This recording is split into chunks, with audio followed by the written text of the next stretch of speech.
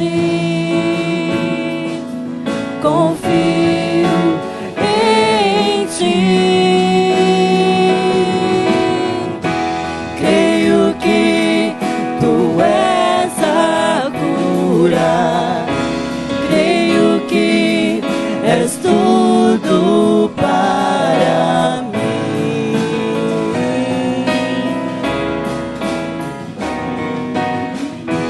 Creio que tu és a vida, creio que não há outro igual a ti. Jesus, eu preciso de ti.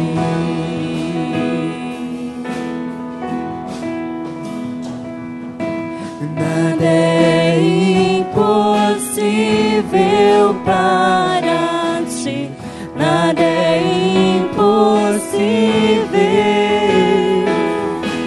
nada é impossível para ti.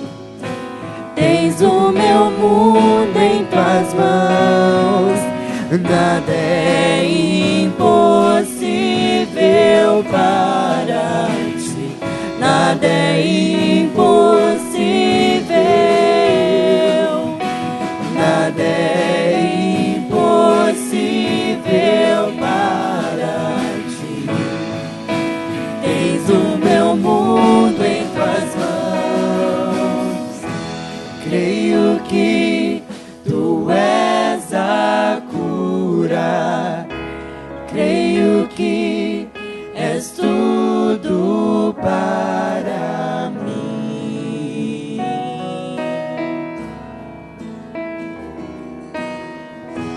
Creio que tu és a vida, creio que não há outro igual a ti. Jesus, eu preciso de ti. Não há outro igual a ti. Jesus, eu preciso de ti.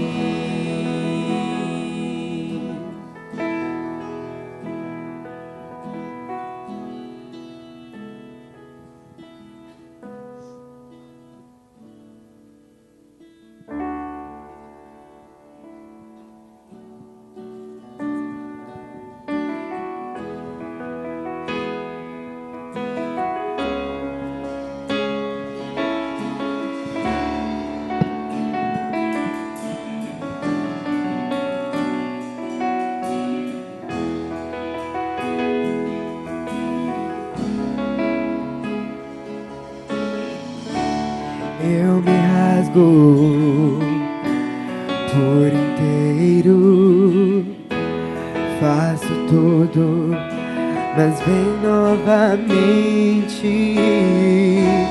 Eu mergulho na mirra ardente, mas peço que tua presença aumente.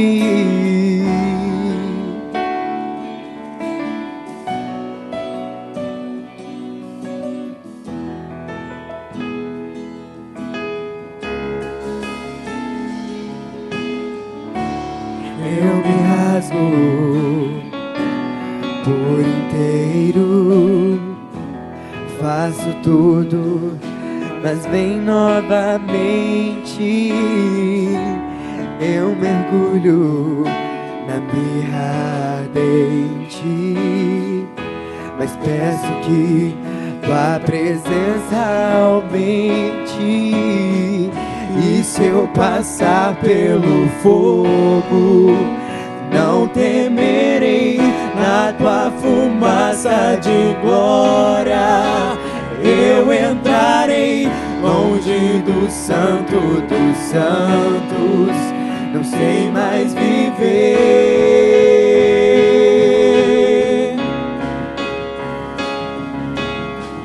E se eu passar pelo fogo, não temerei, na tua fumaça de glória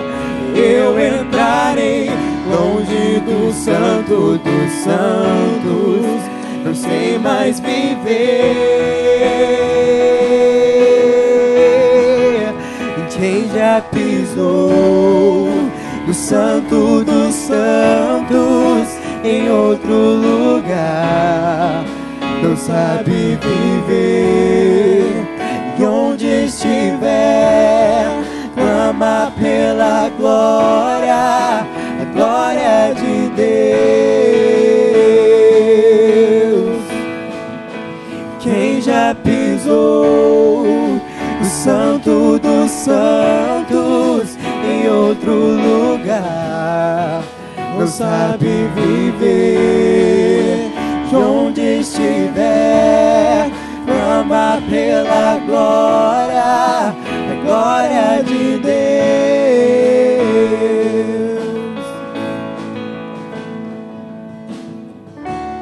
Eu me rasgo por inteiro, faço tudo, mas vem novamente.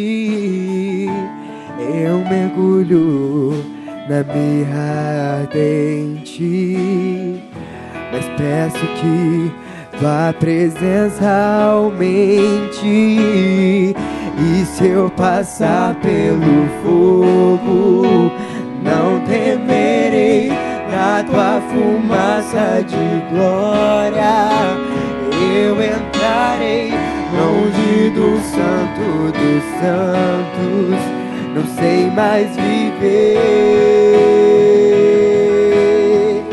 Se eu passar, e se eu passar pelo fogo, não temerei, na tua fumaça de glória eu entrarei longe do Santo dos Santos, não sei mais viver. Quem já pisou no Santo dos Santos em outro lugar não sabe viver. E onde estiver, clama pela glória, a glória de Deus. Quem já pisou o Santo dos Santos em outro lugar não sabe viver. E onde estiver, clama pela glória, a glória de Deus.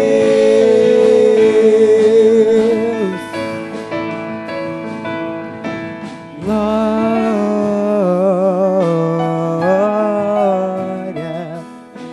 glória, glória,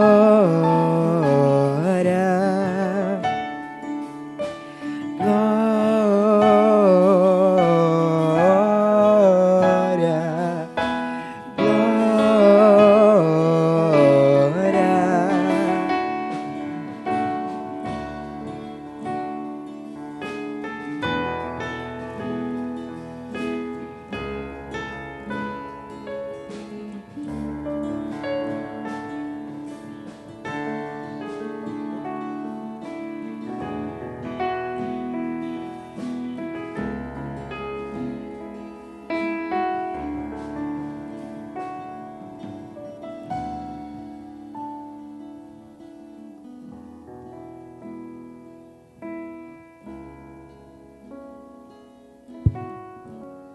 Paz do Senhor, galera. Pode sentar. Muito bom estar na presença do Senhor.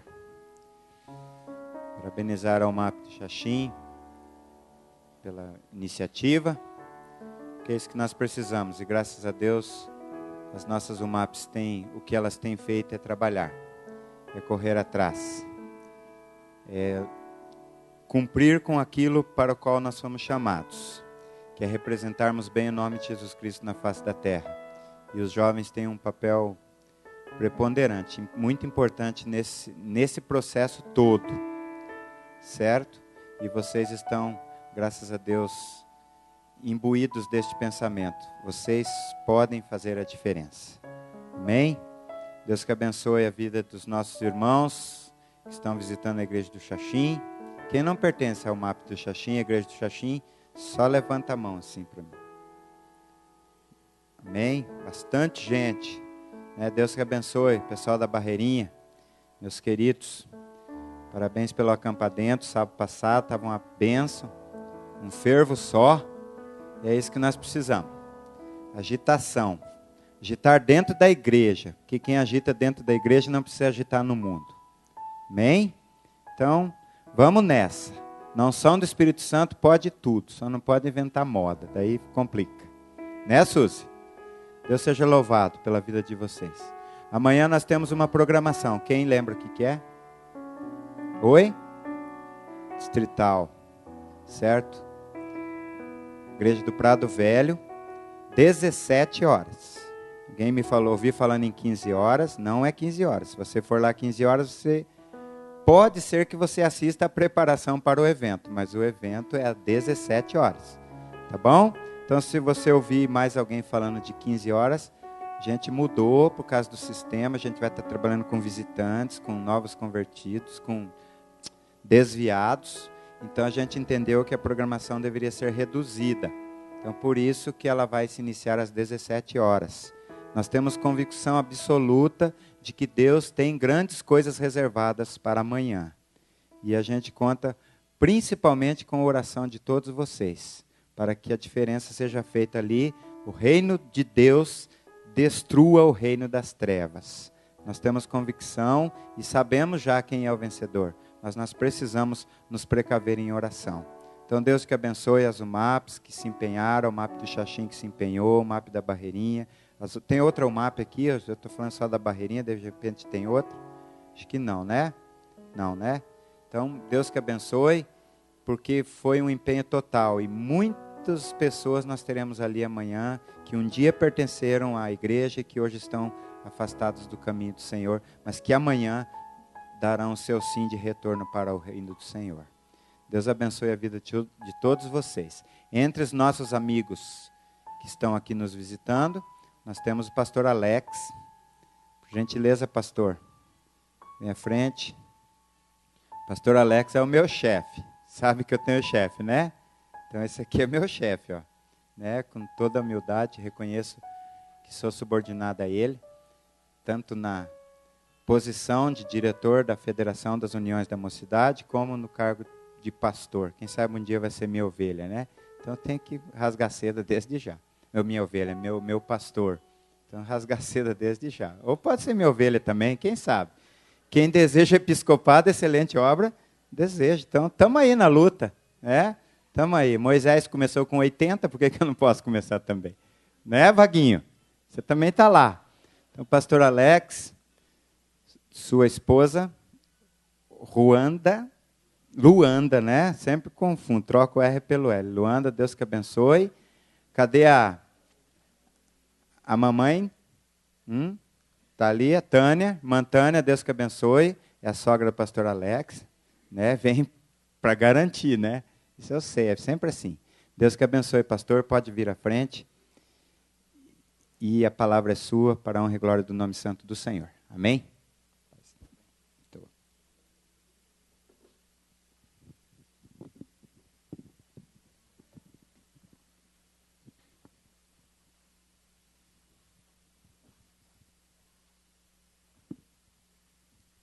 Para o Senhor, irmãos, irmãs. Amém? É um prazer poder estar aqui nesse feriado de Páscoa com os irmãos, podendo congregar, ter essa oportunidade de compartilhar aqui um pouquinho da palavra com vocês, rever os irmãos, né? Rever os amigos e juntos a gente bem dizer o nome do Senhor nessa noite. Antes de eu entrar aqui na mensagem, queria passar aqui algumas informações sobre Convenção Nacional. Amém? Vamos lá então? Dias 31 de julho, 1 e 2 de agosto, lá na Estância Árvore da Vida, Convenção Nacional da FUMAP, Corra para o Reino, uma proposta radical. é o tema da convenção esse ano. E quero te convidar, quero passar aqui algumas informações bem rapidamente aqui para vocês sobre a convenção. Sábado de manhã, o tema a ser trabalhado é o chamado radical. A gente vai ter a participação do Ronaldo Bezerra e banda, sábado de manhã. À tarde a gente trabalha a ideia de relacionamentos radicais. Vamos bater um papo sobre relacionamentos em todos os sentidos. Namoro, solteirice, né? Casamento. Vamos bater um papo nesse sentido na parte da tarde. À tarde a gente também tem algumas oficinas. A gente está chamando esse espaço de desafios radicais. Vamos ter oficina de teatro de sombras, oficina de capelania. Vamos ter oficina chamada Quero Ser Pastor. De repente alguém que quer ser pastor, como o Osni falou aqui, né, que de repente Deus pode chamá-la ainda, e eu creio que pode. De repente a gente tem pessoas que não sabem como que é a vida de um pastor. O que faz um pastor? Como é que eu faço para ser pastor? A gente vai ter uma oficina para falar sobre isso. Talvez a demanda não seja assim tão grande, mas a gente sabe que tem jovens no nosso meio que querem um pouco mais de informação sobre isso, e a gente quer abrir esse caminho para que ele possa entender como é a vida de um pastor. Vamos ter uma oficina sobre proclamação criativa. Pastor Paulinho, que desenvolve um ministério de proclamação criativa de várias formas, vai estar ministrando essa oficina. Vamos falar também sobre missões urbanas. Vamos ter outra oficina sobre minha profissão, minha vocação. Não precisa ser pastor para ser vocacionado. Você pode ser um dentista vocacionado, um médico vocacionado, um advogado vocacionado, um professor vocacionado. E essa palestra, essa oficina, vai falar sobre isso também no sábado à tarde. À noite, o tema da noite é alvo radical. A gente tem o lançamento do CD da BGM, né, Juninho? Na noite, novo CD da BGM. O nome do CD, o tema do CD é Teu Reino. Com a graça de Deus, esse CD já está sendo finalizado e a gente vai fazer o lançamento dele lá com todas as pessoas do Brasil. E domingo de manhã a gente encerra falando sobre eternidade radical. Como é que vai ser a vida lá no reino futuro, lá quando o Cristo vier nos buscar. Desafiar você a pensar um pouco mais nisso, na radicalidade da eternidade. Essa é a proposta para vocês, tá bom? Se você não fez sua inscrição ainda, te desafio a fazer fumap.com.br/eventos, entra lá. Não tem mais vaga para o guest, que é aquela casa redondinha, um pouco mais próximo lá do auditório, só tem vaga agora no alojamento. O custo é R$300, custo da inscrição para a convenção. Você pode parcelar esse valor pelo PagSeguro, em 2 vezes, não tem juros, a partir de 2 vezes, aí você tem os juros cobrados lá pelo próprio PagSeguro. Dá para fazer até em 18 vezes, tá bom? Dá para entrar no site, fazer uma simulação, ver quanto é que vai ficar e fazer a sua inscrição para a convenção. Te desafio a não ficar de fora. A gente tem já confirmado 50 irmãos do Paraguai, uma caravana do Chile, e no nome de Jesus também vamos ter representantes da Argentina com a gente. Então, além do pessoal de todo o Brasil, a gente tem os nossos irmãos aí, aqui da América do Sul. Vamos ver o vídeo? Pode ser? Se você não viu ainda o vídeo lá no Facebook ou na internet, vamos ver juntos.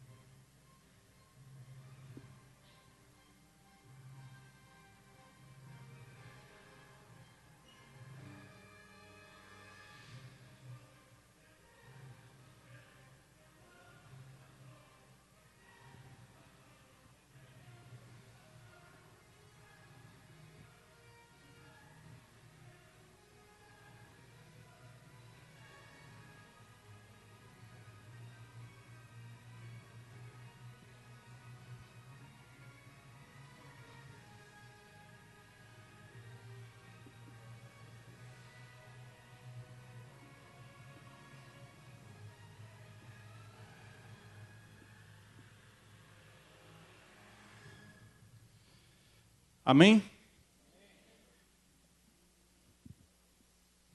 A Rumapsul está com ônibus reservado, certo?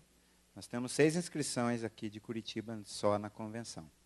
Mas a gente entende que vai ter muito mais gente. Então, o ônibus custa R$120, certo? O ônibus. A inscrição pelo site da FUMAP e a reserva no ônibus pelo e-mail da FUMAP, tá bom? Então, R$120 o valor da passagem. E esse a gente não pode fazer em PagSeguro, tem que ser à vista. Tá bom? PagSeguro à vista, né?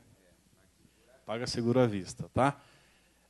Irmãos, a gente sempre teve uma expressiva caravana da Rumapsul nas nossas convenções e a gente sabe que não vai ser diferente dessa vez.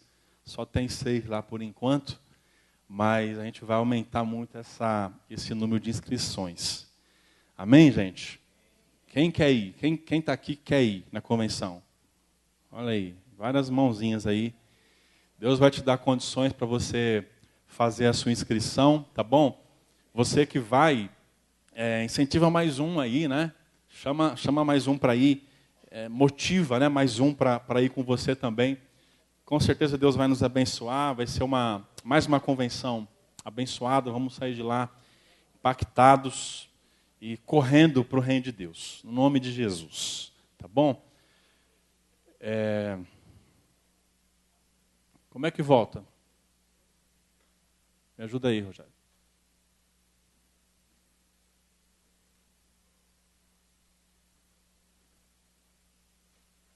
Volta lá no começo para mim, por favor.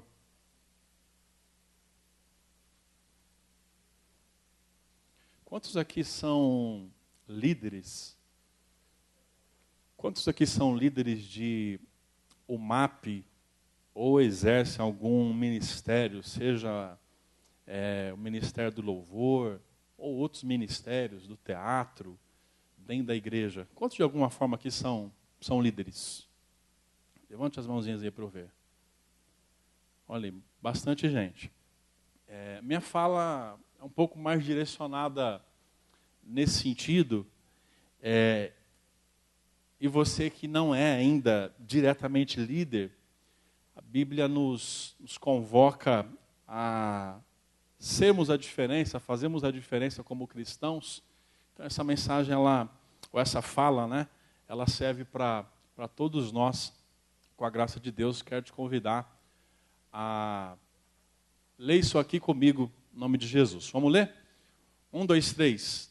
Tendo, pois, Davi servido ao propósito de Deus em sua geração, adormeceu, foi sepultado com seus antepassados e o seu corpo se decompôs. O que esse texto está dizendo para a gente? Esse texto está dizendo para a gente que Davi, ele viveu na sua época, e na época em que ele vive, ele cumpre o propósito para o qual Deus o chamou. Ele cumpre o propósito, depois ele morre, é sepultado, e aí segue a sequência natural aí de todo ser humano. Mas Davi cumpre os propósitos de Deus para a sua época, para a época dele. Isso significa que eu e você também somos chamados por Deus para cumprir o propósito de Deus para a época de Davi. É assim, irmãos? Não. Significa que eu e você também somos chamados por Deus para cumprir o propósito de Deus para a nossa época. Para a nossa época. Deus não colocou você nesse mundo para pensar na época dos seus pais, ou para pensar, quem sabe, no futuro, na época dos seus filhos. Não. Deus nos colocou neste mundo, assim como colocou Davi, para que a gente pudesse cumprir os seus propósitos em nossa geração. E essa é a sua geração. Eu quero falar um pouquinho sobre isso com vocês aqui hoje. Como é que a gente pode pensar nisso, em cumprir os propósitos de Deus para a geração que nós estamos vivendo, para a geração que Deus nos colocou? Não há dúvida que o Ministério Jovem é um dos ministérios mais difíceis quem sabe, um dos ministérios mais complexos, um dos ministérios mais desafiadores que tem. Contudo, também o ministério jovem, ele é um ministério gratificante, porque, afinal de contas, nós estamos lidando com pessoas que estão em formação. Como é bom a gente lidar com essas pessoas e ver o desenvolvimento em cada área da vida e, sobretudo, na vida espiritual dessas pessoas que fazem parte do ministério jovem dentro da igreja. Por isso, desenvolver esse ministério jovem na igreja é um grande desafio. Eu quero te apresentar alguns desses desafios. Somos a geração de jovens cristãos que Deus desafiou a exercer um ministério relevante numa sociedade que vive na cidade, uma sociedade urbana e uma sociedade complexa. Se você é líder agora ou não de UMAP, se você exerce algum tipo de ministério ou não dentro da igreja, Deus te desafiou, seja dentro ou fora da igreja, Deus te desafiou a exercer esse ministério jovem de maneira relevante. Mas como fazer isso? Como viver a nossa juventude de maneira significativa para Deus? Como viver a nossa juventude de maneira relevante? Como é que a gente pode servir a Deus de forma contextualizada, numa geração que tem tantos desafios, sem a gente se sentir menos crente? Será que é possível a gente viver neste mundo e ao mesmo tempo servir a Deus? Será que eu posso trabalhar, estudar, namorar, ir no cinema, ir no shopping, jogar bola e ainda assim servir a Deus, sem me sentir menos cristão, menos crente do que os demais que por um motivo ou por outro não façam isso? Será que é possível fazer isso? Eu te desafio a fazer essa reflexão e a pensar um pouquinho nisso. Como participar dessa mudança, né, necessária, sem a gente se tornar pessoas secularizadas? Como participar disso? Tem um texto em 1 Crônicas 13, 32. Vamos ler junto, gente? Vamos lá? 1, 2, 3. E dos filhos de Issacar, 200 de seus chefes, destros. Vamos junto comigo? Destros na ciência dos tempos, para saberem o que Israel devia fazer, e todos os seus irmãos seguiam suas ordens. Os teólogos chamam esse texto lá de Crônicas de fator Issacar. Isso traz a ideia de que aquele grupo de pessoas, os filhos de Issacar, que foram separados lá por Davi, sabe qual que era a função deles? A função deles era possuir habilidade para conhecer o tempo deles. Destros na ciência do seu tempo. Essa era a função deles. A ideia é que nós precisamos ter a habilidade de fazer a leitura do tempo que a gente vive, ter essa habilidade, entender esse tempo que a gente vive, e aí a gente decidir então o que fazer. Você consegue fazer isso? Olhar para o tempo que você vive e pensar, como é esse tempo que eu vivo? Como é o mundo? Como é a sociedade? Como é a geração? Essa é a ideia. Esse pessoal lá, os filhos de Issacar, era gente que olhava para o tempo e dizia, olha, a sociedade que a gente vive, a nossa sociedade é assim, assim, assim. Se ela é assim, a gente precisa viver assim, assim, assim. A gente precisa fazer isso. A gente precisa deixar de fazer isso. Essa é a ideia. Ter a habilidade de olhar para o tempo e fazer uma leitura do tempo. Não viver por viver, não viver por acaso, não viver de olhos fechados, mas viver com discernimento para saber o que está acontecendo. Esse é o nosso desafio. Esse cara aí, esse teólogo aí do nosso tempo, disse que para que consigamos comunicar a fé cristã de forma eficiente, temos que conhecer e entender as formas de pensamento da nossa geração. Não dá para falar de Jesus para alguém se você não conhece a forma como ele pensa, como ele vive, como ele se comporta. Não dá para ser bênção na vida das pessoas e evangelizá-las se a gente não conseguir fazer essa leitura. Como é a vida dele? E quem sabe a vida dele é bem parecida com a sua, com a minha vida, com a vida da nossa geração. Vamos olhar um pouquinho para o nosso tempo? A gente vive num mundo de valores glocais. O que é isso? É a mistura de global com local. Essa é a ideia. Vivemos num mundo de valores glocais. Quer dizer que, ao mesmo tempo que os valores estão pertinho da gente, eles podem estar muito longe. Quer um exemplo? Vocês ouvem mensagem dentro da igreja, mas vocês também ouvem Lucinho Barreto. É ou não é? Vocês ouvem mensagem dentro da igreja, mas vocês também ouvem Juliano Som. Não é assim? E quem sabe ouve Silas Malafaia. E por aí vai. Os valores estão pertinho de nós, mas eles podem estar longe de nós também. Quem sabe podem estar muito longe de nós. Outro dia eu vi um testemunho de alguns crentes que viviam no outro país, se eu não estou enganado, na Coreia. E ele dizia assim que se sente mal, por exemplo, de passar a semana inteira trabalhando, e aí chega na sexta-feira, trabalha, e tem que ir para a igreja ensaiar, se sente mal em ensaiar sem tomar banho. Se sente mal. Para ele ensaiar sem tomar banho é um negócio esquisito. Não é diferente? Não é diferente da forma como a gente vive aqui no Brasil? Aqui a gente vem ensaiar e a gente, tomado banho ou sem tomar banho, mascando chiclete e falando no WhatsApp. Não é assim? É um mundo local, de valores diferentes.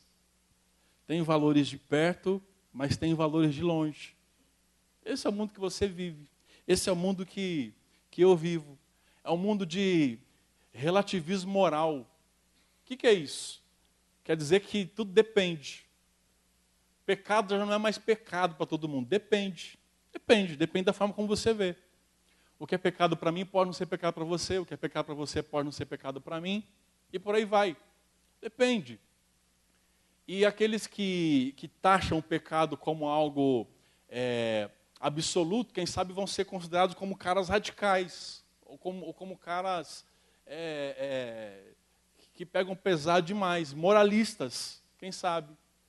Porque o mundo que a gente vive é um mundo de relativismo moral. O que era pecado deixou de ser pecado. O que não era, a gente agora diz que é. E por aí vai. É um mundo de relativismo moral. É um mundo de relações virtuais. E nesse mundo de relações virtuais, os relacionamentos reais se tornam cada vez menos significativos. E, quer dizer que há um problema nisso? Sim. Quando a gente transfere a mentalidade do mundo virtual para o mundo real, aí há um problema nisso sim. Quer um exemplo? O que você faz quando você não quer ser mais amigo de alguém lá no Facebook? O que você faz? O que faz? Exclui, não é? Vai lá e exclui. Simples assim. Digamos que alguém não muito querido ou querida por você, de repente, por um motivo ou por outro, não sei, mandou lá um convite de amizade para essa pessoa. O que você faz? Recebe ou não, aceita ou não aceita? Dá para não aceitar, não dá? Deixa esperando lá, né? Deixa esperando lá, ignora, né? Ou você recusa ou deixa lá esperando até o dia que você decidir ser amigo dessa pessoa. As relações virtuais, elas se tornam um problema quando a gente transfere, gente, o que a gente vive lá para o mundo real. Quando os relacionamentos se tornam, por exemplo, descartáveis, como são descartáveis lá no mundo virtual. você era meu amigo, mas não quero ser mais seu amigo, e simplesmente eu vou lá e deleto você, eu descarto você das minhas relações, da minha vida. Você quer ser meu amigo, mas eu não quero ser seu amigo, então simplesmente eu sou indiferente ao seu pedido de amizade, eu te ignoro, deixo você para lá. Quando eu quiser ser seu amigo, eu vou atrás de você, eu te aceito, eu te procuro. Os relacionamentos passam a ser descartáveis, os relacionamentos passam a ser passageiros demais, passam a ser superficiais demais. Esse é o mundo que a gente vive, um mundo de relações virtuais. Os relacionamentos passam a ser utilaristas, no sentido de que eu quero ser seu amigo enquanto você é útil para mim de alguma forma. Você quer ser amigo do outro enquanto de alguma forma ele pode ser útil para você. Quando ele deixa de ser útil para você, simplesmente você vai lá e descarta ele das suas relações ou do seu ciclo de amizade. O problema não é a internet em si, mas o problema é quando a mentalidade da internet, do mundo da conexão, passa a ser também a mentalidade do mundo real. Esse é o mundo que a gente vive. Aí a gente tem a família mosaico, onde filhos de diferentes casamentos vão conviver dentro do mesmo teto. E ainda que isso seja algo real, isso mostra o tamanho do nosso desafio para lidar com esse pessoal dentro da igreja, para lidar com esse pessoal nas nossas UMAPs. Isso só revela o tamanho do nosso desafio.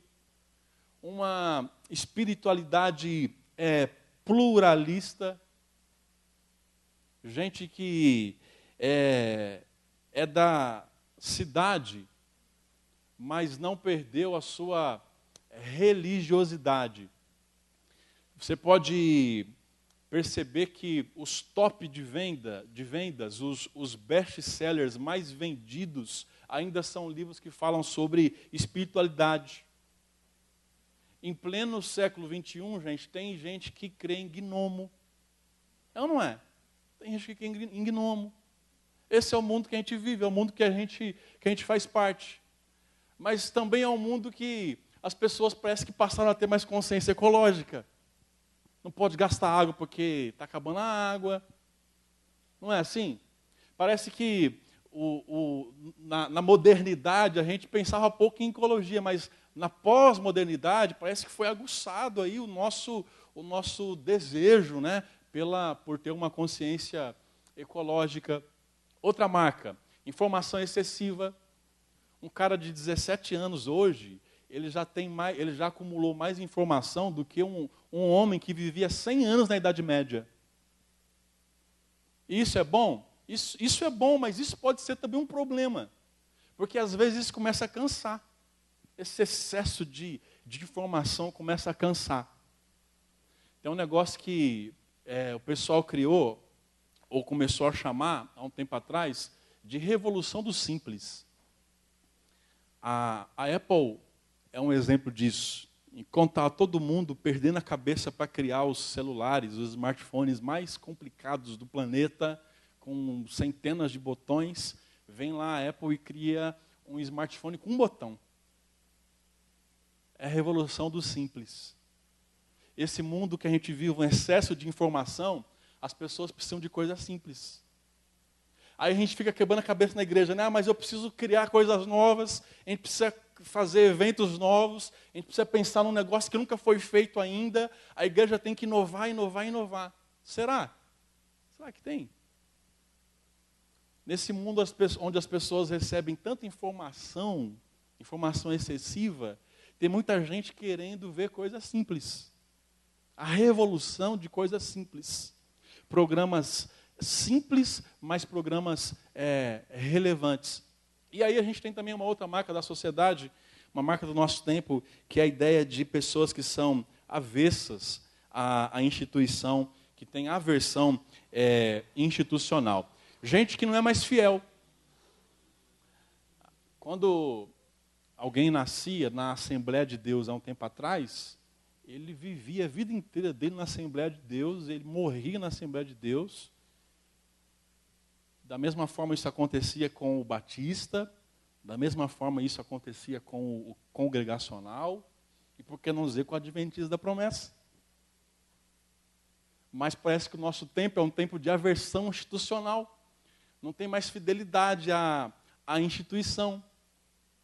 Um dia o cara é batista, mas no outro dia ele já é assembleano, daqui a pouco ele passa para a comunidade, vem para adventista, e daqui a pouco está lá no RR.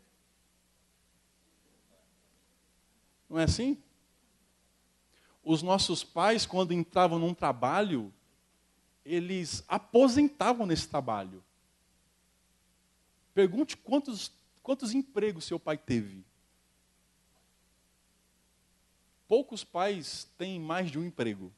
Terão passado por mais de uma empresa, por mais de um emprego. Hoje é muito comum, porque a gente quer se sentir bem onde a gente está. Então tem gente aqui, quem sabe, com 25 anos, que já passou por várias empresas. Tem ou não tem? Porque a gente quer ganhar mais.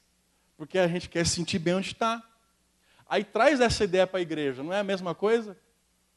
As pessoas querem se sentir bem onde estão. E aí o mundo religioso, né, passa a ser um produto aí nessa prateleira que a gente vai atrás do produto que mais nos agrada. Esse é o mundo que a gente vive. Então, esse é o desafio seu, que trabalha com jovem e que é jovem.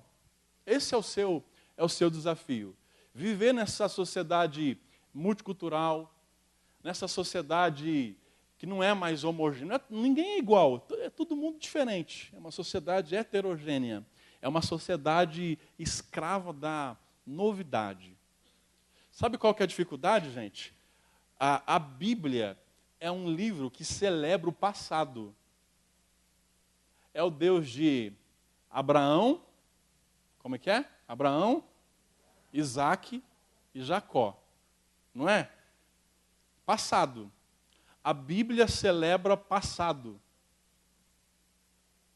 Como é que a gente vai falar da Bíblia em pleno século XXI, pós-modernidade, ou como alguns preferem já tratar, hipermodernidade? Como é que a gente vai tratar da Bíblia nessa sociedade que é escrava da novidade, que é coisa nova todo dia? Como é que a gente vai tratar da Bíblia com a Bíblia que celebra passado, que fala de passado, com essa sociedade? Olha o desafio, olha o seu desafio. O pessoal viveu lá no deserto, quantos anos? 40, né? 40 anos no deserto, com a mesma sandália no pé. A sandália, diz a Bíblia, que não envelheceu, e eu creio que não envelhecia mesmo. Mas mesmo assim, é a mesma sandália, né? 40 anos no pé. Como é que a gente fala isso para um povo hoje que é escravo de coisas novas? O povo comia cordeiro assado, né? Ou cozido, não sei, todo dia. Cordeiro de novo, né? Cordeiro cozido de novo, assado de novo. Era só isso. E aí hoje não, hoje a gente vive aí numa sociedade que é todo mundo diferente um do outro e todo mundo fica ansiando por coisa nova. A gente chega na igreja, a gente fica pensando, o que vai ter de diferente hoje na igreja? O que vai acontecer hoje? Não, porque já aconteceu de tudo, né? Vocês não imaginam como que é preparar uma convenção, né, Osni? Porque o pessoal fica falando assim, não, já aconteceu de tudo. Então agora, para a gente fazer uma coisa diferente, o que vai acontecer? Alguém vai descer de rapel, né? Vai ter que descer alguém de rapel lá do mezanino lá para o palco. O pessoal da banda vai chegar de elevador, né? A gente vai abrir o teto e... Porque parece que as pessoas são escravas de coisas novas. Parece que a gente precisa apresentar coisas novas todos os dias. Mas será que tem que ser assim, gente? É o que estou desafiando você a pensar. Será que a gente tem que ser mesmo escravo da novidade? Escravo de coisas novas? A gente vive nessa geração aí múltipla, sincrética, nessa ideia que eu falei. O cara, ele vai na bola de neve. Tem bola de neve aqui? O cara vai na bola de neve, no outro dia ele vai na comunidade e na semana seguinte ele vai receber oração forte lá na igreja tal. É uma mistura terrível, um sincretismo terrível. É o mundo que a gente vive hoje. Será que tem que ser assim? Uma geração incrédula. A gente sabe que, de anos para cá, o número de ateus no Brasil, ele aumentou consideravelmente. E eu acho que vocês sabem, quem engrossa essa fileira aí são jovens. São jovens aqueles que estão engrossando aí essa fileira de ateus. A gente está lidando com um cara lá de uma das igrejas lá em São Paulo, o cara ele cresceu na igreja. O pai é presbítero, a mãe sempre serviu na igreja, o cara não crê em Deus mais. Ele fala que esse negócio de que Deus criou o mundo, isso é besteira. E aí o cara pega livro assim de 700 páginas e o cara lê assim em uma semana. Livros filosóficos, livros que falam contra Deus, que dizem que Deus não existe. Olha o tamanho do nosso desafio para lidar com esse pessoal nos dias de hoje. Esse é o seu desafio. Quem sabe você tem colegas assim lá na faculdade, quem sabe você tem colegas assim lá no trabalho, cara que não crê em Deus, não crê mesmo. Como é que a gente lida com uma geração incrédula? Como é que a gente faz? Uma geração mística, uma geração que acredita num monte de coisa, num monte de bobeira. Outro dia eu vi um negócio escrito, que eu fiquei tentando entender, vou pedir sua ajuda, um negócio escrito assim, era chamada para um culto, né? Liberação de destino. O que é isso, irmãos? Liberação de destino. Você vai na igreja para orar para liberar o destino. Mas não para por aí, ó. Transferência de unção, vocês já viram, né? Já viram, né? Transferência de unção. Isso aí está lá no YouTube. Só procurar lá. Transferência de unção. Mas aí eu vi um outro também que eu fiquei perguntando o que é. Ativação profética. O que é ativação profética? O cara tem um botãozinho de enter. Super Gêmeos ativar. Super Gêmeos ativar, né? Ou o cara tem um botãozinho de enter, você vai lá e dá o enter, e aí ele recebe a unção de profeta. É a sociedade que a gente vive. É o mundo que a gente vive. É o tempo que a gente vive. Um tempo místico. Um tempo onde parece que as pessoas cada vez mais se superam, né, na criatividade. Eu tiro o chapéu para a criatividade desse pessoal aqui. Eles se superam na criatividade deles para alimentar esse mundo místico que a gente vive. Aí a gente pode continuar dizendo que esse mundo é um mundo de uma geração multitarefa. Como é que é a sua vida durante a semana? Você acorda, vai para o trabalho, estuda, ou quem não vai para o trabalho ainda estuda, né? E quem está estudando ou está no trabalho, está fazendo isso mexendo no smartphone, ouvindo música ao mesmo tempo, olhando a rede social, Facebook, Instagram, ou qualquer uma outra delas, falando com alguém no WhatsApp, não é assim? E enquanto faz a lição ou enquanto trabalha. Aí eu te pergunto, como é que a gente vai fazer com esse jovem na igreja no sábado? Porque aí, cara, ele vai chegar na igreja sábado, amanhã, né? Ele vai sentar e vai ter um cara assim, que nem eu, falando no microfone. E aí não tem Facebook, não tem Instagram, não tem WhatsApp. Ele precisa fazer uma coisa só, que é olhar para uma pessoa só por meia hora, por 40 minutos falando. Como você vai poder influenciar uma pessoa dessa? Olha o nosso desafio. A gente lida com gente que exerce multitarefas durante a semana. Aí chega sábado, a gente coloca essas pessoas chegam nos bancos da igreja e o desafio delas, você tem que entender elas. A gente tem que entender, tem ou não tem? Não estou aqui falando para liberar o WhatsApp no culto, né? Nem o Facebook. Mas a gente tem que entender que é difícil, de fato é difícil. A gente vive nesse mundo. A Bíblia não tem figura. a gente é a religião do livro difícil, porque a Bíblia é um livro difícil. E a gente vai falar dessa Bíblia com as pessoas. E isso é desafiador para a gente nesse tempo. É a geração da tecnologia. Aqui a gente pode pular, né? É a geração do contra. Que às vezes não concorda só para não querer concordar mesmo. Ela é contra e é contra mesmo. Mas e daí? O que a gente faz? Resumindo, o jovem está perdido, gente. Resumindo, não tem jeito para o jovem, não. Jovem, ó, como alguns já diziam, jovem não tem jeito, jovem é tudo rebelde, jovem é assim. Será que o jovem está perdido? Não está, não está. Olha aí, uma pesquisa de 2003, feita pelo Sebrae, com algumas empresas aí parceiras. Olha lá, o que você mais gosta de fazer no seu tempo livre, mesmo que só faça de vez em quando? 18% gostam de ir à balada e 18% gostam de ir à igreja.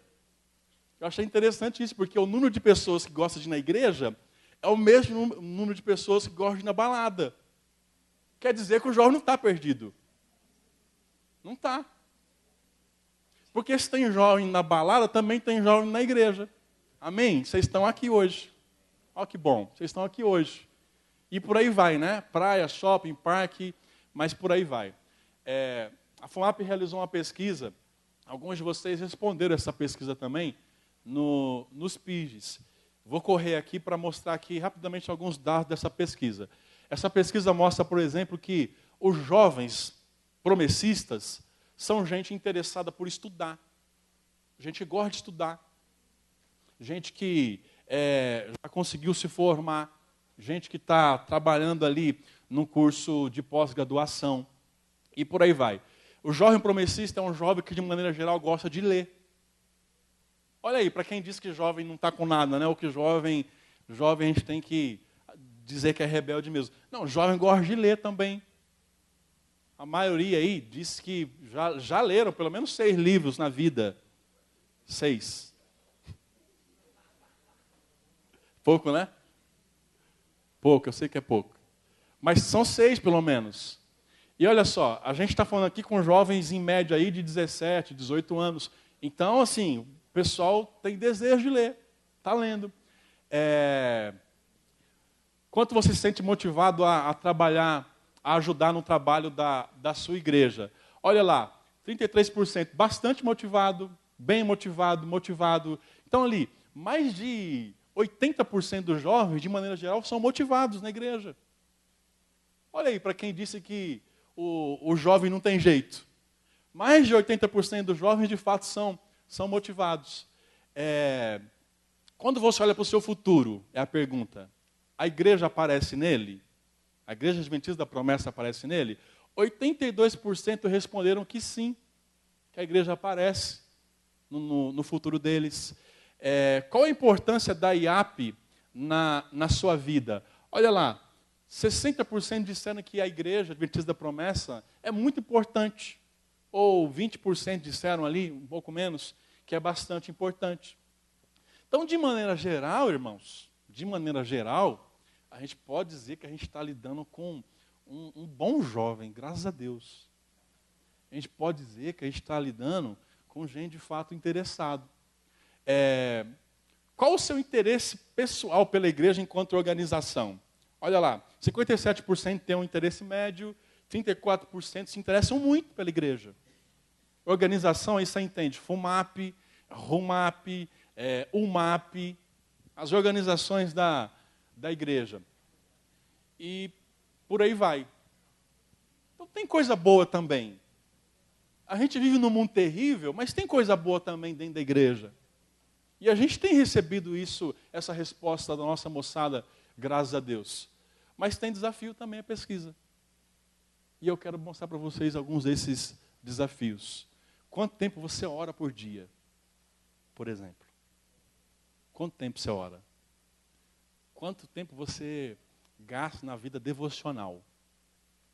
Olha só, a pesquisa vai dizer aqui que a maioria, 29%, está lá, ó, 29%. A maioria gasta mais ou menos aí 5 minutos.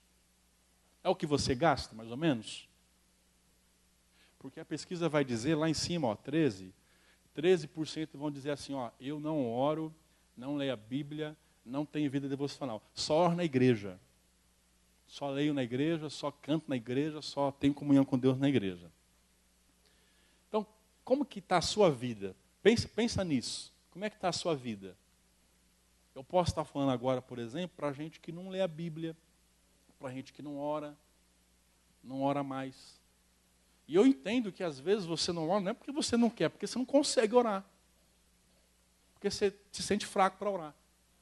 Eu entendo que talvez você não lê a Bíblia, não porque você não queira, mas porque de repente você se sente fraco para ler a Bíblia. Só tem força aqui dentro da igreja. Esse é o drama de muita gente, dentro da nossa igreja, dentro das nossas UMAPs. Esse é o drama de muitas pessoas. Como é o seu relacionamento com o seu pastor? De repente isso aqui é um drama para você. Olha lá, 53% se sente próximo do pastor. 34% tem um relacionamento médio em relação ao pastor. E aqueles mesmos 13% lá estão distante do pastor. Então, para nós pastores, isso aqui é um dado interessantíssimo.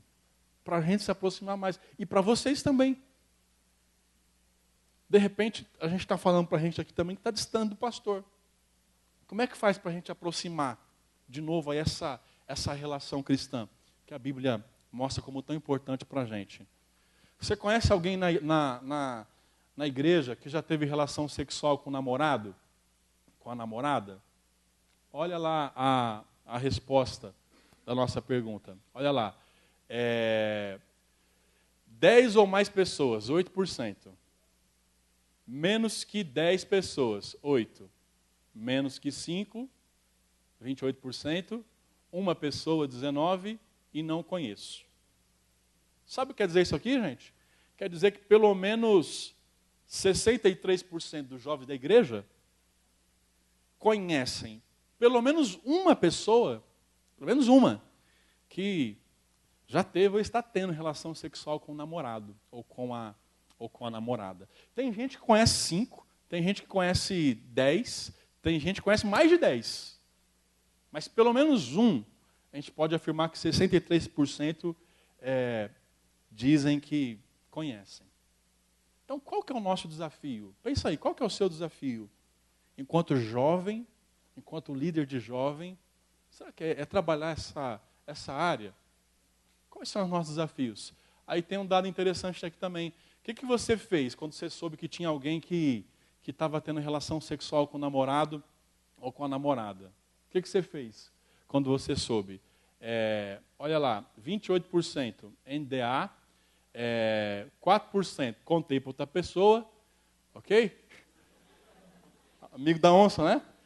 Contei para outra pessoa, 2% me afastei da pessoa, 28% conversei com a pessoa. É isso aqui que você tem que fazer, conversar e falar, meu amigo, minha amiga, você está errado, cara, você está errada. Você não pode continuar com essa vida, precisa mudar. Deus tem um casamento abençoado para você, uma vida abençoada para você. Você precisa parar de pecar, cara. É isso que tem que fazer, irmãos. Mas só 28% fizeram. Tem gente que prefere ir lá e contar. Você sabe, fulano me contou um negócio que eu não estou conseguindo segurar aqui só para mim, né? Assim que a gente faz, né? Estou conseguindo, está queimando dentro de mim, eu preciso compartilhar com alguém. Deus me mostrou que é você, né? Que eu tenho que compartilhar. E por aí vai. Você tem amigos homossexuais? Aí a pesquisa, olha, opa, apaguei. Poxa vida, hein? Corre lá para mim. Aqui, a tecnologia, né? Corre lá. Você tem amigos homossexuais? Sim ou não? Hã? Sim ou não? 47% disseram que sim, 38% disseram que não, e 15% disseram que não sabem se tem amigos homossexuais. Entendeu, né? O cara não sabe, tá em dúvida. Não sabe, né? Mas por que a gente pergunta isso? É errado, gente, ter amigos homossexuais? É errado? não é errado. Olha a pergunta seguinte lá, olha. Como você compreende o homossexualismo? Aí vem lá a ideia, 78%, graças a Deus, ainda dizem que o homossexualismo é pecado. Mas olha lá, 7% não tem opinião a respeito. O cara está dentro da igreja, está participando do PIS com a gente, provavelmente é um líder, e ele está dizendo, eu não tenho opinião a respeito. 13%, é uma escolha pessoal. Entendeu? 1%, é um comportamento natural. E 1% também, é uma moda só. Então, o problema não é ter amigo homossexual. A gente tem que ter amigo homossexual, sim. O problema é o conceito que a gente tem sobre esse negócio chamado homossexualidade. E por aí vai, vou correr um pouquinho mais. Você já fumou? 79%. Nunca, mas tem lá gente, uma vez, só para provar, somente evento social, algumas vezes. Já bebeu? 47% nunca, mas 53% daqui para cima, pelo menos uma vez, já beberam. Já usou drogas? 91% nunca, mas daqui para cima, já tive vontade só para provar em evento social, deve ser aniversário, casamento, festa, né? Algumas vezes quando dá vontade. Qual a sua relação com conteúdo pornográfico? Nunca visualizei, 41%. 53%, já visualizei. 5%, de vez em quando eu visualizo. E 1%, sempre visualizo. Sou viciado em pornografia. É o que esse cara está dizendo ou essa menina está dizendo para a gente aqui nesse dado. Tá bom? Então, gente, qual que é a nossa proposta para vocês? Qual que é a sua proposta para os seus amigos da igreja? Qual que é a nossa proposta como igreja para os nossos jovens que vivem nesse mundo, que tem esses desafios morais, mas que não é gente ruim? É gente, como a gente viu lá atrás, gente que quer se envolver, gente que gosta da igreja, gente que estuda, gente que busca se envolver ao máximo. Qual que é a nossa proposta para essas pessoas? Proposta 1, trazer esse pessoal para a igreja, para cantar, orar, ir para a cantina da igreja, não transar antes do casamento, vir para a igreja todo sábado, das 20 às 22 horas, fazer retiro, congresso, encontro e acampamento. Essa é a proposta? Será que isso basta? Vamos tirar o jovem da igreja, vamos tirar o jovem da rua, né, no sábado à noite. Vamos ter culto todo sábado à noite. Porque se o jovem estiver na rua, ele se perde. Puxa. Essa proposta? Quero apresentar aqui novas propostas para vocês. Primeiro, o desafio de contextualizar-se sem secularizar-se. Lembra o que Jesus diz? Eles estão no mundo. Não, aliás, Jesus diz assim, Pai, não peço que os tire do mundo, mas peço que os livre do mal. Eles estão no mundo, mas eles não são do mundo. Entendeu? Este desafio é viver aqui. Você namora, você estuda, você trabalha, você faz faculdade, você vai no cinema, você vai jogar bola com os caras, você vai na pizzaria, vai no Mac, vai em todo lugar. Só que você não se torna um cara mundano, uma menina mundana. Você está no mundo, mas você não se seculariza. Esse é o desafio para a gente. Sabe qual é o nosso maior exemplo? Jesus. Olha lá. Jesus podia ser considerado um cara estranho para a sua época, porque Jesus tratava temas comuns. Jesus não vinha com coisa assim, vou falar um negócio que vocês nunca ouviram na vida. Não. Era coisa do dia a dia. Falava nas parábolas de sal, luz, vinho, peixe, imposto, moeda, ovelha. Coisa do dia a dia. Do dia deles. Tá? Do dia a dia deles. Era do dia a dia deles. Jesus tinha companhias comuns. Olha quem eram os amigos de Jesus. Péssimos, né, por sinal. Olha lá, cobrador de imposto, né, publicano, prostituta, criança, leproso, cego, mendigo, centurião romano, cobrador de impostos. Só gente da pior espécie, né? Eram os amigos de Jesus. Aí vai dizer que a gente não pode ser amigo. Não posso ser amigo de homossexual, senão eu vou me contaminar. Não posso ser amigo do cara que é desonesto, porque senão vou ser desonesto também. Não, esse não é o desafio. A gente tem essa ideia equivocada de santidade, de que a gente precisa ficar preso dentro da igreja, porque se a gente ficar preso dentro da igreja, a gente não vai se sujar com o pecado. Jesus nos chamou, sobretudo, para fora da igreja.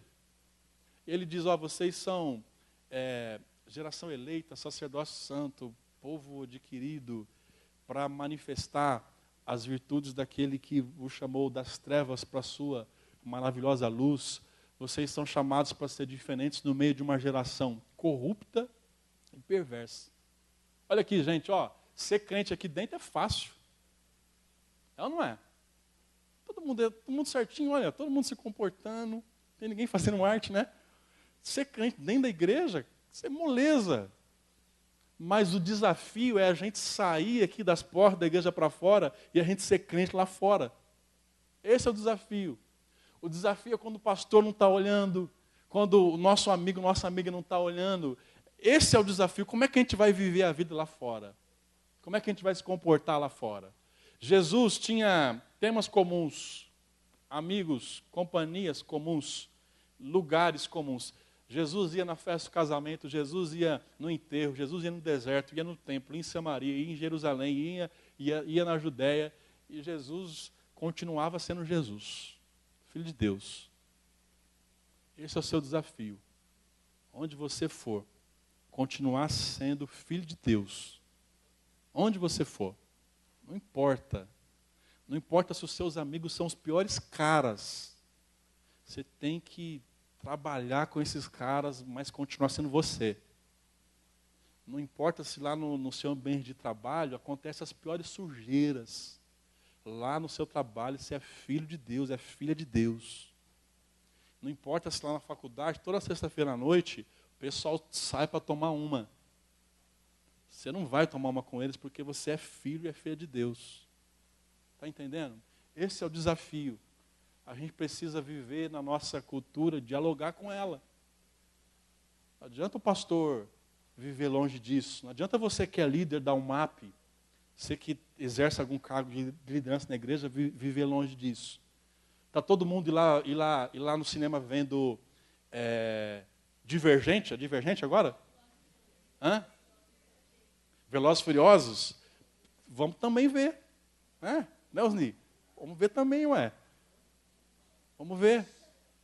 Está todo mundo lendo. O que vocês estão lendo agora? Dá para falar aqui? O que vocês estão lendo? Jogos Vorazes também? Vamos ler também, para ver o que esse pessoal está lendo. Esse é o nosso desafio. Aí a gente lê, a gente assiste, a gente faz a leitura crítica, e a gente pensa, pessoal, isso aqui, será que é para a gente mesmo? O que a gente aprende aqui? O que a gente não aprende aqui? Esse é o desafio nosso, de dialogar com essa cultura que a gente está vivendo. Outra proposta. Você é chamado para influenciar. Deus te chama para influenciar. Mais do que a gente ficar na igreja realizando evento, programação, nós somos chamados para influenciar as pessoas. Mais do que a gente ficar pensando, o que a gente vai fazer? Como é que a gente vai fazer? A gente precisa pensar, o que eu tenho que ser para influenciar essa moçada? O que é que eu tenho que ser para influenciar os meus amigos? O que é que eu tenho que ser para fazer a diferença na vida deles? Uma frase que é um chavão, né? Antes de se preocupar em ser uma pessoa para Deus, devo me preocupar em ser uma pessoa de Deus. Não preciso ficar preocupando em fazer um monte de coisa. Eu vou fazer também. Mas antes disso, eu tenho que ser uma pessoa de Deus. Deus chamou a gente para ser, antes de chamar a gente para fazer coisas. Amém, gente? Você vai fazer também, porque Deus vai dar condição para você fazer. Deus vai dar estratégia para você fazer. Mas antes disso, para influenciar de verdade, você tem que ser uma pessoa de Deus. E eu te desafio, então, a ser essa pessoa de Deus. todos esses ambientes que a gente falou aqui, olha, ser essa pessoa de Deus em nome de Jesus. Estou caminhando para encerrar. Novas propostas. Pensar em programas e estruturas que de fato reflitam propósitos. Para que existe a SUMAP? A gente viu aqui que tem algumas UMAPs, ou duas pelo menos. Para que existe SUMAP? Esse ano a gente vai evangelizar todo mundo. A gente vai fazer uma turma aqui para evangelizar. Só que lá dentro da UMAP está todo mundo se pegando, tem um monte de confusão, de inimizade, a molecada lá transando. Aí a gente vai evangelizar o mundo. A gente precisa pensar em programas para nós, gente. E aí é para você fazer, para você participar. Programas que de fato reflitam propósitos.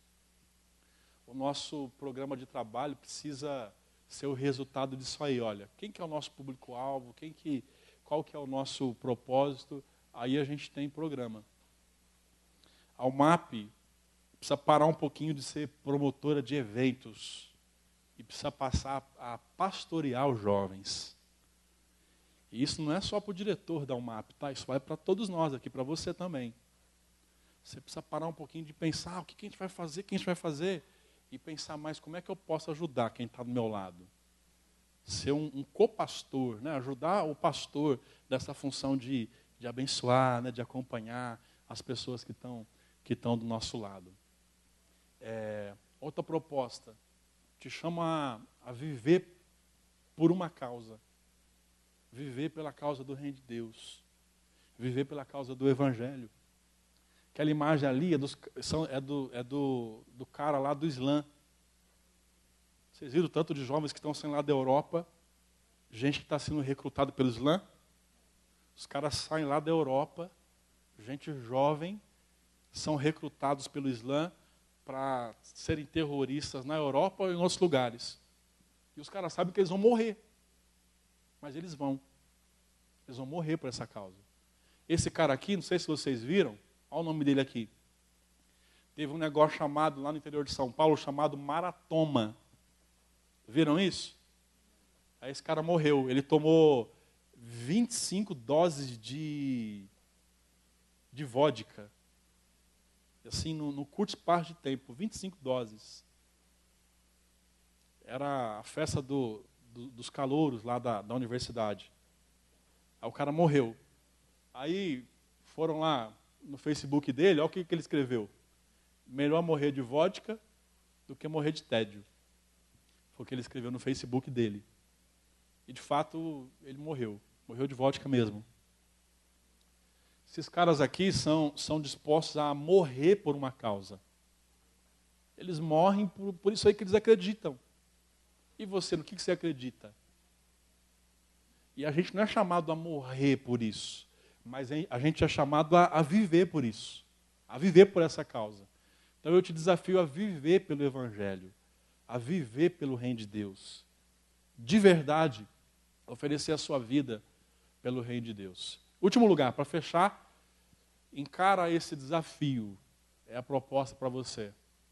Encara, a sociedade está vivendo desse jeito que a gente falou aí, a gente tem boas pessoas dentro da igreja, bons jovens, só que esses jovens também têm desafios, não é? A gente viu aqui esses desafios. Então, como é que eu posso fazer a diferença na vida desse pessoal?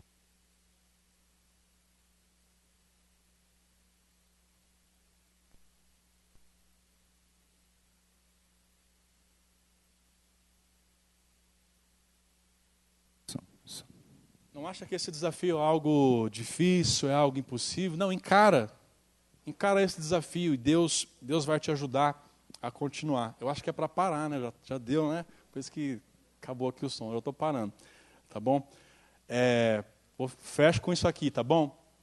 Lembra, eu comecei com Davi, quero encerrar com Davi. Davi serviu a Deus na sua geração. O primeiro desafio de Davi foi lá a história do Golias, do gigante Golias. Aí quando Davi foi lutar, foi se apresentar para lutar, aí Saul disse assim, não, você não pode, cara. Você não pode lutar não, porque você não passa de um rapazinho. Você é jovem. Você é um jovenzinho, foi o que Saul disse para ele. Se você é um jovenzinho, você não pode enfrentar desafios não, você não pode lutar não tem jeito não. Aí Davi foi e provou que de fato podia. Olha o que ele fez. Ele mostrou que tinha uma disposição, uma motivação correta. Ele diz, não, eu vou enfrentar esse desafio e todos vão saber que tem um Deus em Israel. Eu vou. Ele era um cara disposto e bem motivado, tinha uma motivação certa, uma motivação correta.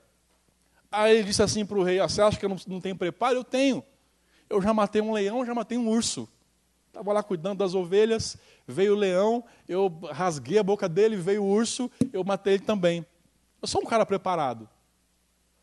Aí Davi continuou e disse assim para Golias, quem você pensa que é? Um incircunciso, um cara fora da aliança de Deus, para vir afrontar o Deus de Israel. Davi mostrou que ele sim é um cara que tinha compromisso com Deus. Aí a história continua, você lembra dela? Davi tentou colocar a armadura de Saul em si, e a armadura não serviu. Ele ficou desajeitado com aquilo, então ele tirou a armadura e continuou sendo ele mesmo, sendo autêntico. A armadura era de Saul, não era a armadura de Davi. Quando ele foi lutar, Golias disse assim, você vem contra mim com um pedaço de pau? Você está achando que eu sou um cachorro, um cão? Vou pegar você e vou dar para as feras aqui do vale. Davi não se importou com isso. Davi foi capaz de vencer a oposição e o desprezo de Golias. E aí Davi disse assim, você vem a mim com espada, com lança, com escudo, mas eu dependo de Deus. Eu vou contra ti em nome do Senhor dos Exércitos. E aí Davi mostrou que dependia de Deus. Quer fazer a diferença na vida das pessoas? Faz o que Davi fez. Quem sabe tem gente dizendo assim, você não pode porque você é jovem. Jovem não tem compromisso. Jovem é irreverente. Jovem é isso, jovem é aquilo. Quem sabe tem uma multidão aí gritando para a gente essas coisas. A gente precisa mostrar para nós, sobretudo, que nós podemos. Mas só podemos, gente, se a gente tiver disposição, motivação correta. A gente não faz nada para aparecer, para se engrandecer, mas a gente faz para que o nome do Senhor seja conhecido. A gente só pode fazer se a gente estiver se preparando de fato para isso. Então aproveita, Deus só chama quem está se preparando. Põe no seu coração isso. Deus nunca chamou quem está parado. Deus só chama quem está trabalhando, quem está se preparando de alguma forma. Tenha compromisso com Deus. Seja você mesmo, não precisa ser o outro. Não precisa falar com a voz do outro, não precisa cantar com a voz do outro, não precisa imitar o gesto do outro. Seja você. Seja autêntico. É você, na sua personalidade, que Deus vai usar. Vença todas essas vozes de oposição, de desprezo. Não confie em si mesmo, mas confie em Deus. E encerro dizendo, comece e termine bem. Tem muita gente que começa, mas não termina. Davi começou e terminou. Qual que é a diferença de Saul e de Davi? Do nosso ponto de vista, qual pecado é mais grave? O de Saul ou de Davi, gente? O que Saul fez de errado? Vocês lembram? Qual que foi o pecado de Saul? Vocês lembram? Deus mandou ele matar todo mundo, né? Ele não matou todo mundo, deixou um pouquinho de gente lá, deixou uns animaizinhos. Não foi assim? Em outro momento lá ele consultou lá espírito. Esse foi o pecado de Saul. E o de Davi? Qual foi o pecado de Davi? Qual foi, gente, o pecado de Davi? Adultério, o que mais? Assassinato. O cara dormiu com a mulher do outro, chamou o outro, mandou o outro se deitar com a mulher, ele não quis, né? Então Davi fez uma carta e falou, vai embora e leva a carta. A carta era para o cara ficar na frente da batalha e morrer. Matou o cara. Qual o pecado que é mais grave aí do ponto de vista humano? O de Saul ou de Davi? Qual que você aceitaria mais aí? Ou menos? O de Saul ou o de Davi? Qual que é mais grave? O de Davi é mais grave. Para a gente é mais grave. Mas sabe qual a diferença? Saul começou, mas terminou mal. Pecou, mas não se arrependeu. Davi começou bem, teve lá os contratempos no meio do seu caminho, mas se arrependeu, pediu perdão para Deus, Deus perdoou, e Davi terminou da melhor forma possível. Então eu te desafio também, comece bem. Tem muita gente aqui que já começou, né, já está no meio do caminho. Mas, não para não, continua, termina. E não termina de qualquer jeito não, termina bem também. Deus vai ajudar a gente a esse desafio com a graça de Deus. Amém, gente? Vamos ficar em pé?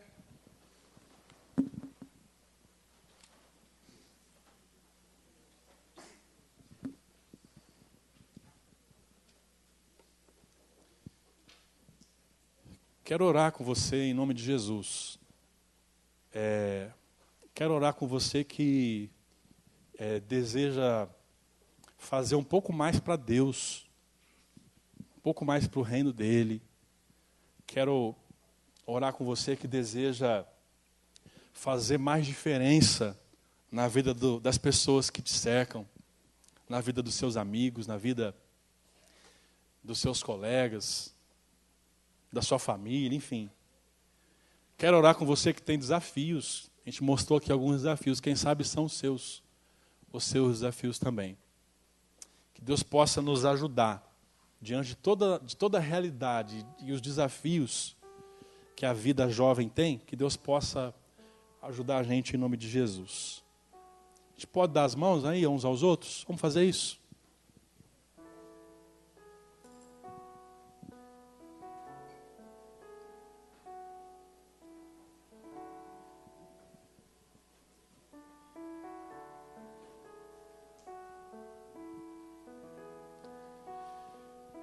Não é fácil viver neste mundo e não dá para a gente ignorar isso. Não dá para a gente falar, não, eu sou crente, então, cara, eu estou na igreja já faz tempo, então, para mim, é tranquilo. Não é. Sei que não é. É difícil servir a Deus no contexto que a gente vive, no tempo que a gente vive, a geração que a gente vive. É difícil. Mas eu te faço essas propostas para que você possa, em nome de Jesus, com a ajuda dele, viver nesse tempo de maneira a fazer a diferença na vida das pessoas, em nome de Jesus. Você é uma pessoa influenciadora. Já pensou nisso? Você influenciar pessoas. Você levar vida, levar a diferença lá para eles. Deus vai te ajudar a fazer isso. Deus vai te abençoar.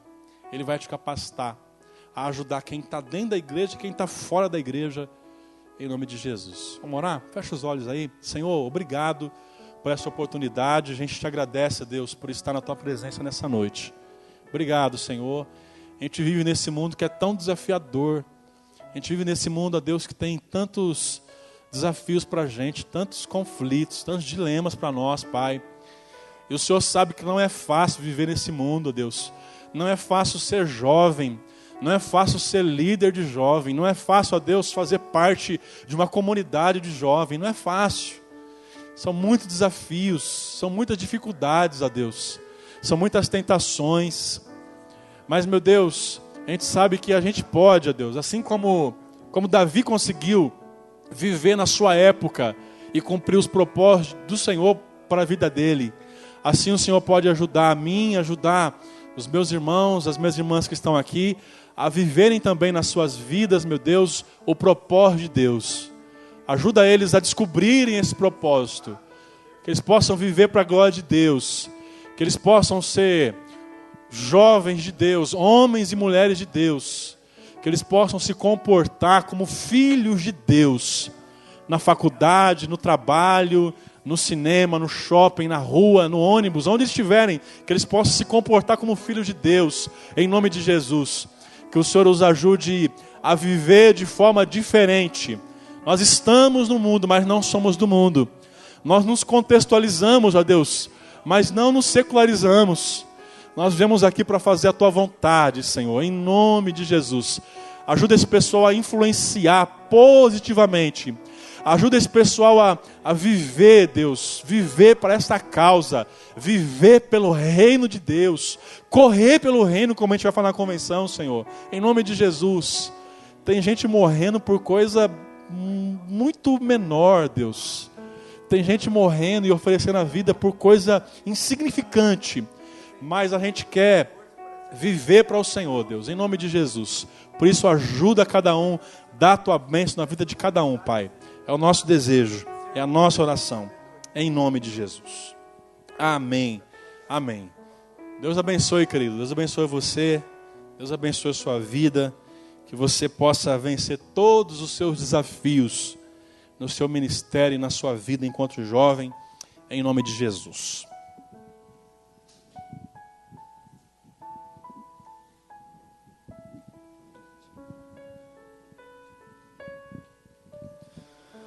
Glória a Deus.